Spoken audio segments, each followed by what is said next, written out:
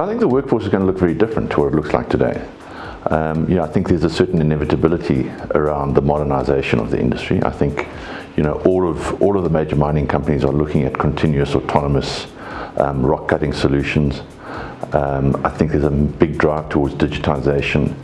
And I think what you're going to find is that jobs which are today kind of quite manual and difficult, that are underground in unsafe areas, will more and more be being taken out of the mine and being done remotely or even autonomously. I think you'll see repetitive activities being done by robots. I think you'll see more and more pieces of equipment operating on their own autonomously. And I think you'll see the whole business driven a little bit more by information flows, digitized information flows, than currently, which happens in a lot of places, which is information flows based on people and paper.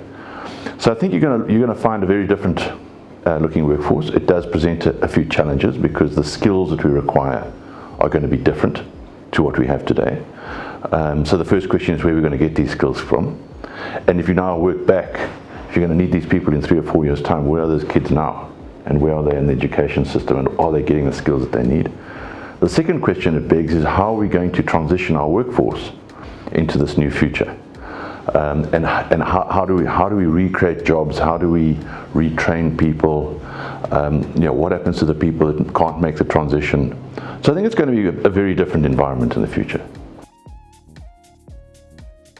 A lot of the mining companies are already investing in continuous autonomous equipment, so autonomous trucks, continuous mining technology, remote controlled operations, all that kind of stuff.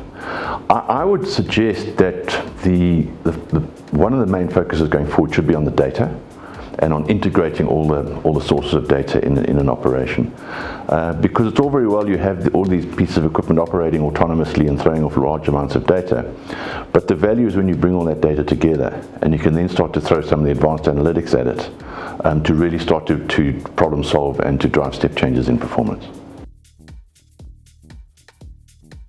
I think the answer to diversity and inclusion is not to see it as a compliance activity, where you tick boxes and you try and have so many people that look like this and so many people that look like that, but rather look for the value that comes with diversity. Because I think if you view it from a value perspective, you'll find the problem solves itself a lot more easily. And I would offer 2 examples of that. I would offer the example of the value of creative thinking when you have people from diverse backgrounds attacking that problem. A lot of the problems we face in the mining industry have been with us for years. And if you try to solve them with the same people that have been trying to solve them for the last 100 years, your chances of coming out with an innovative solution are quite low. So I would look to the value of bringing diversity into that sort of situation. The other place where I would see value in diversity is as you move more into remote operations and autonomous operations and things like that, you become less dependent on people that have physical strength and live right next to the mine. So it opens up a pool of talent that you potentially didn't have access to before. To actually get to where we need to get, you need to go beyond compliance.